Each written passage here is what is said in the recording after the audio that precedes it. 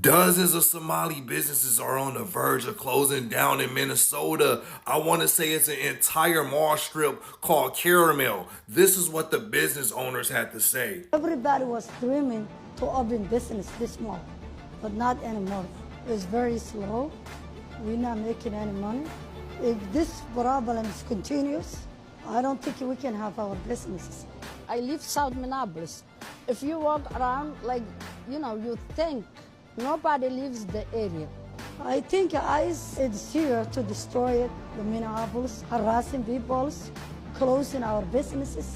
We have to come out and, fight our rights. I was volunteering last 3 days to explain in my community and tell them how important it is to do assembly, to do the protesting. ICE, we will see you. Do y'all think this is more evidence that there was fraud funding these businesses? Because ICE was out there before all these protests, like before they start getting media coverage like this. ICE was out there in December. And I remember when Nick Shirley was doing these videos, you rarely seen any people in those strip malls. Anyway, they weren't really packed like that. Anyway, and then Minnesota just launched this nationwide shutdown not to go to businesses or support any businesses or shopping. I mean, that's added to their businesses too. Their businesses shut down. Nobody's outside unless they're protesting ICE. But what do y'all think? Do y'all think ICE played a role in this, or it's just because the fraud is being exposed and the funding stopped? So apparently there's hundreds of Somalians throughout Minneapolis and Minnesota that is protesting their own way. And you want to know how they're protesting? They're going to shut their business down. Let me be the first to let you all know that we don't give a shit, okay? That's number one. Number two, it ain't even business. It ain't no business at all, okay? Stop it. You all are shutting those businesses down because you all are running. You all are jetting, getting on those American Airlines and going back to wherever the hell y'all came from because the gig is up. All right, the Trump administration is coming after you all.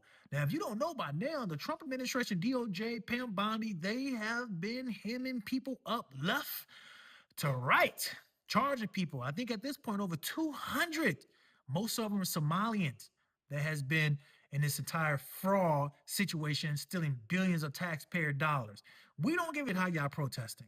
We really don't. I don't know why you all feel the need to do this or do that. It's not going to help your all cases. Y'all business don't contribute to nothing. They're not even running. Minneapolis is not going to feel no impact from this. Literally. Hello guys, welcome to this video. So Somalis are closing down their businesses and they are protesting on the eyes enforcement and all and all and all. And people are like, why? Why are you closing down your business? You know, people are like, they don't really care though. But some people are like, why are you closing down your businesses? For what exactly? Like, I mean, it's the normal thing to do. Enforcements happen, governments bring up enforcements and all and on. If you have nothing to hide, if you truly say you didn't do these things that these people are saying you did, or you really, really have nothing to hide, why then are you closing down your business? I mean, for what? And there are a lot of people who are saying because of the close down of the business, they've not been able to make sales, they've not been able to afford anything because they're not selling and all and all. But you are the ones who decided to close up. So why exactly are you being bothered? Why are you complaining? Why exactly are you complaining? This is something you decided on your own. And if you really have nothing to hide, open up. When they come, show them your documents and let them know that you have nothing to hide. Or is there something? Because it's really, really, really funny at this point. Is there something? Is there something you're trying to hide that you do not want them to know? Okay. Anyway, guys, we're going to come back and read the comments. Let's know what that people have to say. Please do not forget to like, subscribe, and yes, drop your comments in the comment section because I really like to know what you think about this.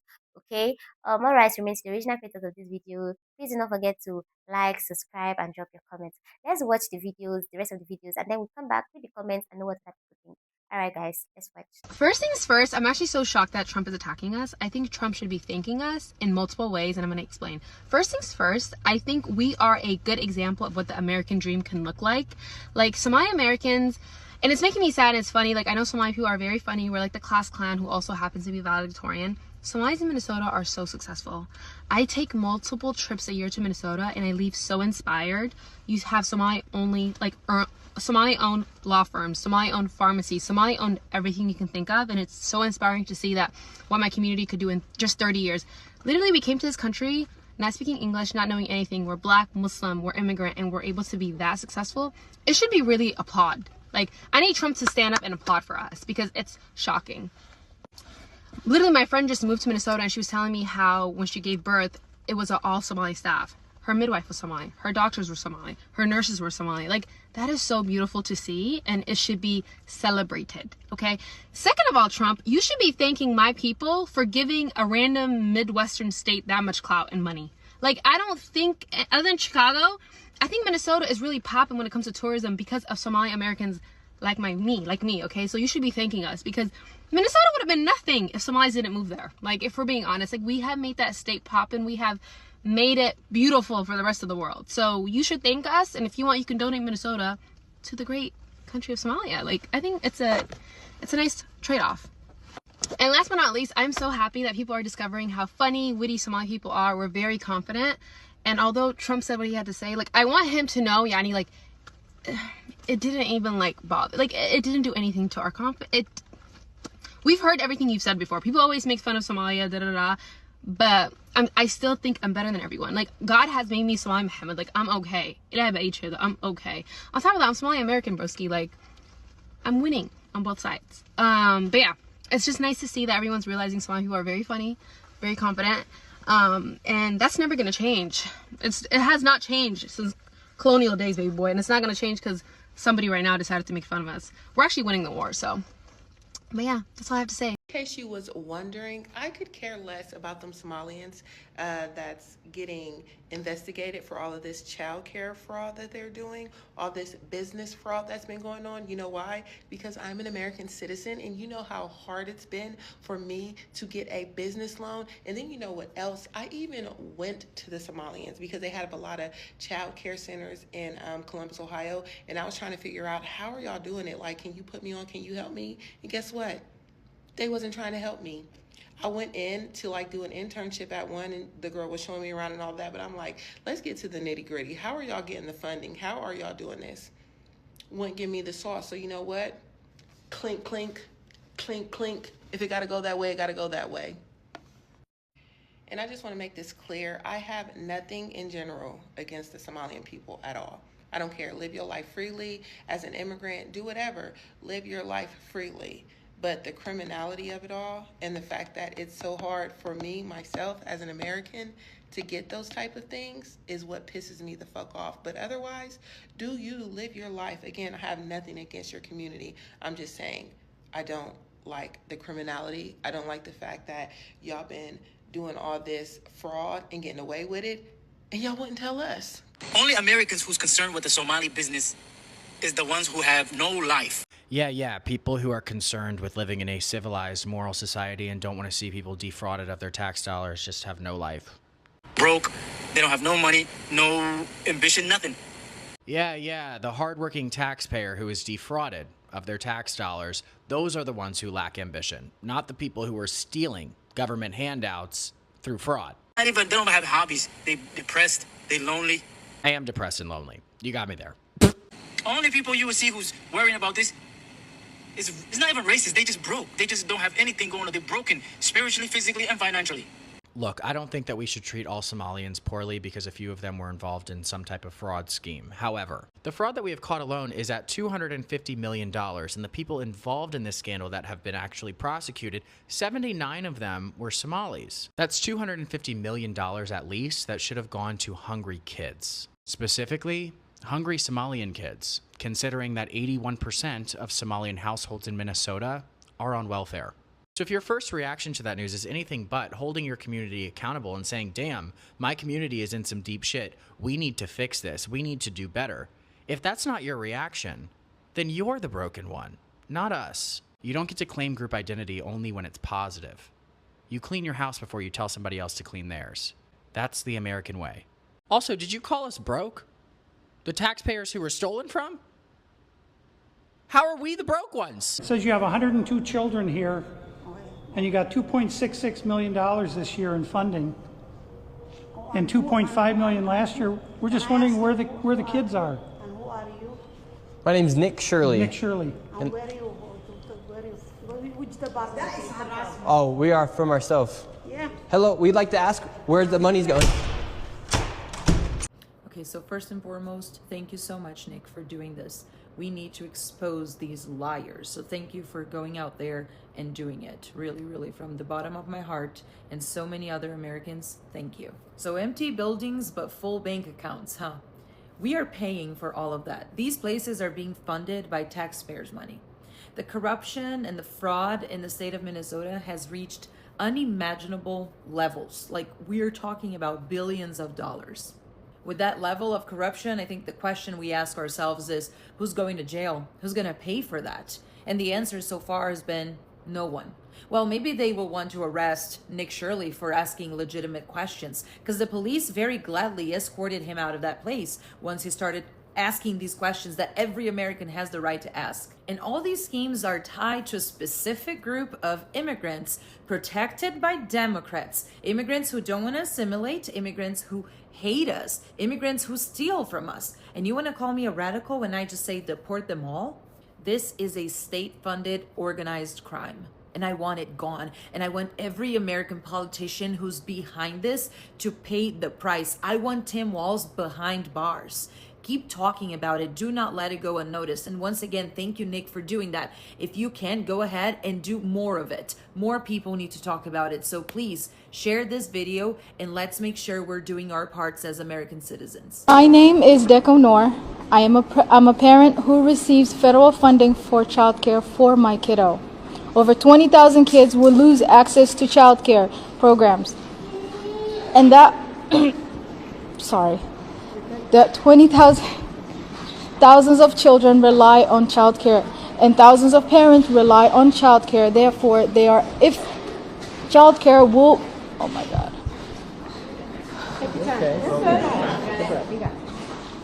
I'm currently a medical student. I rely on childcare. I work. If childcare is cut, I'm unable to work or go to school. I understand fraud is bad.